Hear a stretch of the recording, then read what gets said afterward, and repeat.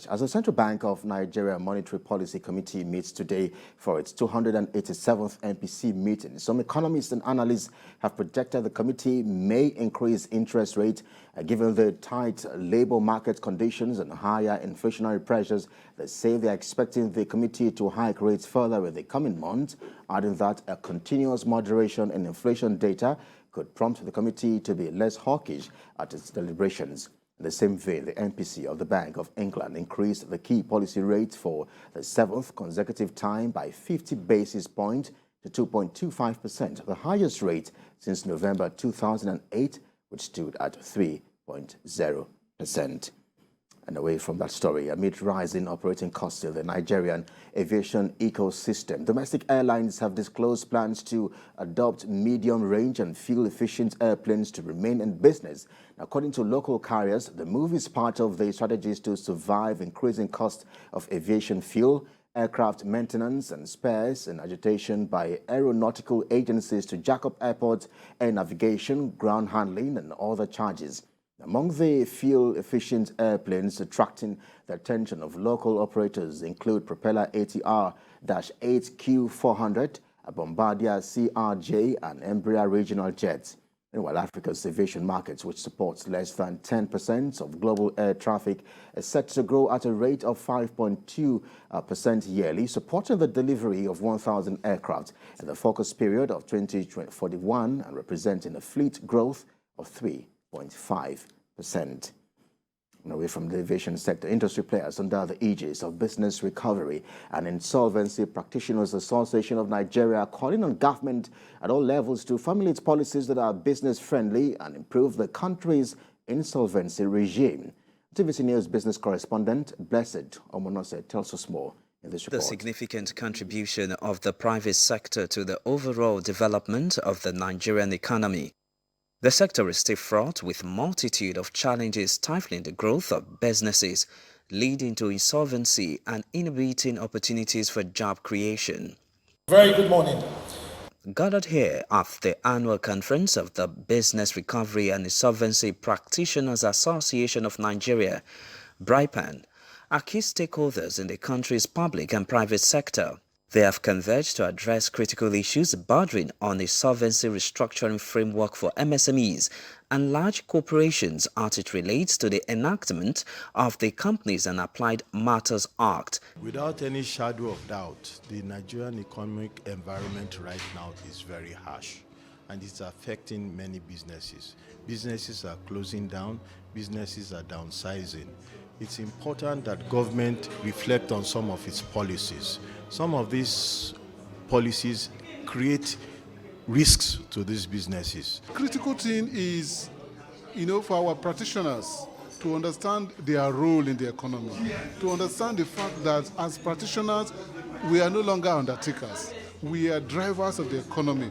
We are drivers that will ensure struggling companies are able to come out of their financial difficulties into profitability.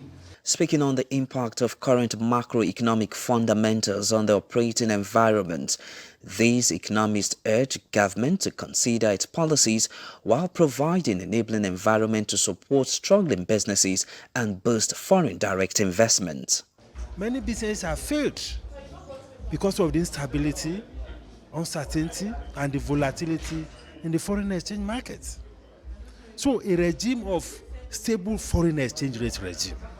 And there are a whole lot of things that the government can do, about the policy environment, about encouraging inflows, about increasing the transparency in the market, and so on and so forth. When we talk about economic development is when you have sustainability of businesses, not about liquidation and just closing down businesses. A situation where a business is given the opportunity to restructure.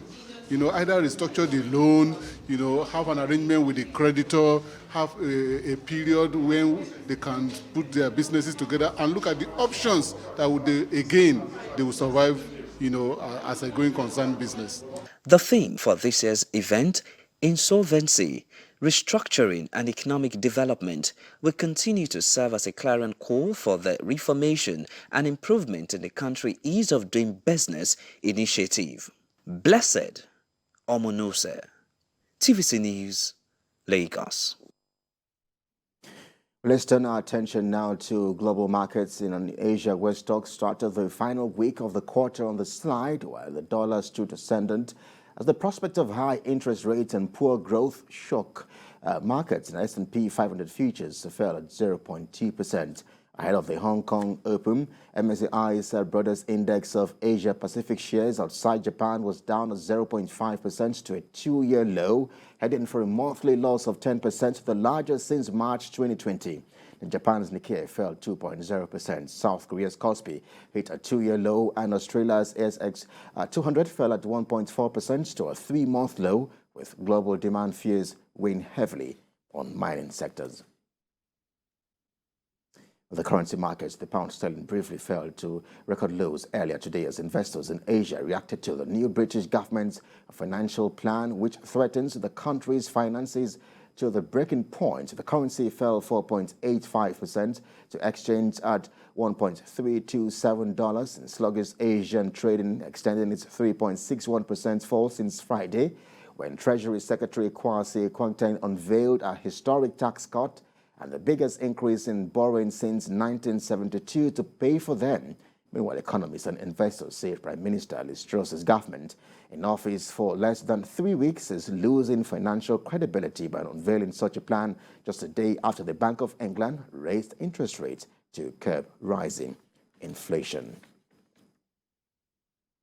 Let's wrap things off on the business decks with oil prices on the international market as it fell for a second day today on fears of lower fuel demand from a possible global recession sparked by rising interest rates, with further price pressure coming from surging US West Texas Intermediate crude oil still on the red zone, selling at $77.87 per barrel with a price decline of 1.10%. And Brent crude futures sell for $85.17 per barrel with a downward price review of 1.14%. And Bonny Light also joined others in the red zone, selling at $87.59 per barrel, experiencing a price decline of 4.48%. For the OPEC basket, crude oil is still static at the red zone, selling for $96.31 per barrel with a price decline of 0.25%.